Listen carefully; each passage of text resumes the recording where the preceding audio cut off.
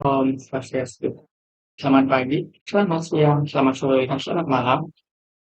Terutama untuk Bapak Nyamandika dan teman-teman sekalian. Terima kasih atas waktunya. Perkenalkan nama saya Dio Widi Juniantara dengan NIM belakang 1046. Saya akan membahas bagaimana kita bisa membangun toleransi, terutama pada saat ada perayaan keagamaan yang bertepatan seperti Hari Raya Nyepi dan Hari Raya Lebaran. Indonesia adalah negara yang kaya akan keberagaman dan penting bagi kita untuk menjaga keharmonisan dalam menjalankan ibadah masing-masing. Nah, di Indonesia, kita sering menghadapi momen ketika dua atau lebih hari raya besar keagamaan berlangsung secara beragamaan. Contohnya pada Hari Raya Nyepi dan Hari Raya Lebaran yang memiliki tradisi yang berbeda. Jika tidak ada pemahaman dan koordinasi yang baik, perbedaan ini bisa menimbulkan salah pahaman atau bahkan konflik. Oleh karena itu, kita perlu membangun sikap toleransi agar setiap perayaan dapat berjalan dengan damai dan lancar. Nah, sebelum saya masuk ke strategi bagaimana cara membangun toleransi antara agama, saya akan membahas terlebih dahulu bagaimana sih kondisi toleransi yang ada di Indonesia. Nah, secara umum, toleransi di Indonesia sudah cukup baik, tapi masih ada tantangan seperti kurangnya pemahaman budaya, kebijakan daerah yang belum merata, dan juga pengaruh media sosial. Namun, banyak daerah juga sudah berhasil menerapkan toleransi dengan baik, misalnya melalui koordinasi antar komunitas dalam mengatur waktu dan juga tempat ibadah. Selanjutnya yaitu ada strategi membangun toleransi. Ada beberapa cara yang bisa kita lakukan untuk menaikkan toleransi, khususnya saat ada perayaan keagamaan yang bertepatan. Nah, setelah saya menyebutkan apa saja strateginya, mari kita bahas satu persatu. Yang pertama ada melalui dialog, yang kedua ada melalui proyek kolaboratif, yang ketiga ada melalui pendidikan, yang keempat ada melalui teknologi, dan yang kelima ada melalui pemerintah. Kita akan bahas yang pertama terlebih dahulu, yaitu ada melalui dialog antar umat beragama. Di sini, berbicara dan berdiskusi langsung dengan tokoh agama serta komunitas.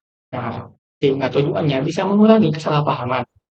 Dengan adanya dialog, setiap pihak bisa memahami tradisi dan nilai keagamaan lainnya, sehingga tumbuh rasa saling menghormati antar umat beragama.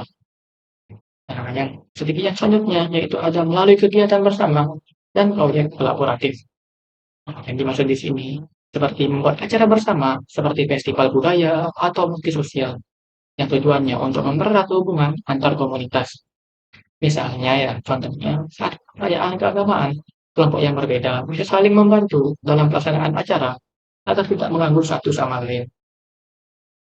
Nah, untuk strategi yang selanjutnya yaitu ada melalui pendidikan dan literasi budaya. Contohnya seperti mengajarkan nilai-nilai toleransi sejak dini yang merupakan sangat penting bagi kita. Nah, setelah bisa memasukkan pendidikan keagamaan dalam kurikulumnya.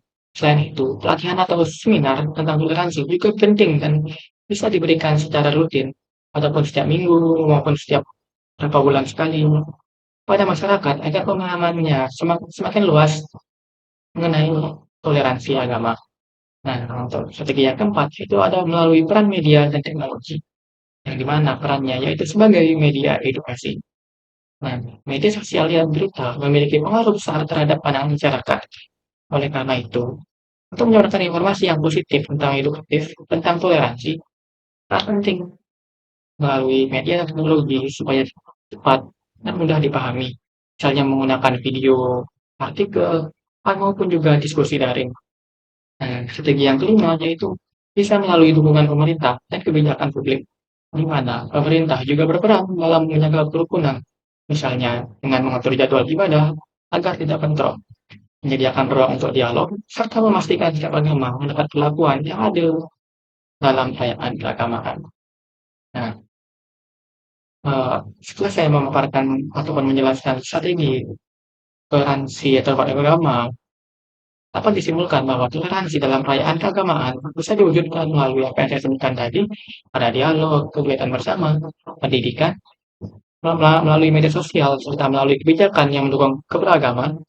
Jika semua pihak bisa bekerjasama, maupun itu antara umat Hindu dan umat Islam, perbedaan maupun jadwal yang bentrok tidak akan menjadi penghalang, melainkan kekuatan untuk menciptakan kehidupan yang harmonis, dan juga bagaimana cara kita wajar untuk hidup berdampingan antara agama yang berbeda.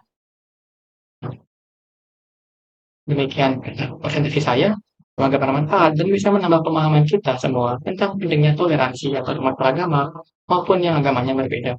Terima kasih dan saya mengucapkan Om Santi Santi Om. Saya tunggu di presentasi selanjutnya. Terima kasih.